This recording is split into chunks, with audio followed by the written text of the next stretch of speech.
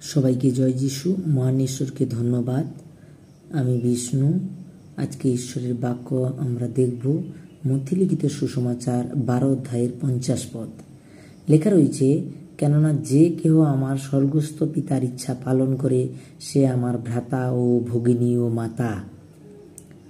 প্রভুর কাছে আমি কৃতজ্ঞ যে তিনি আমাকে ভ্রাতা হিসেবেও মনোনীত করেছেন।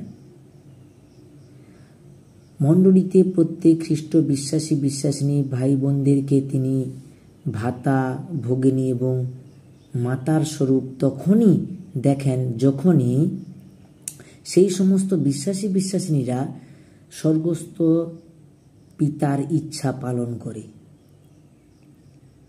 প্রভুকে ধন্যবাদ জানাই যে সুন্দর বাক্যের জন্য।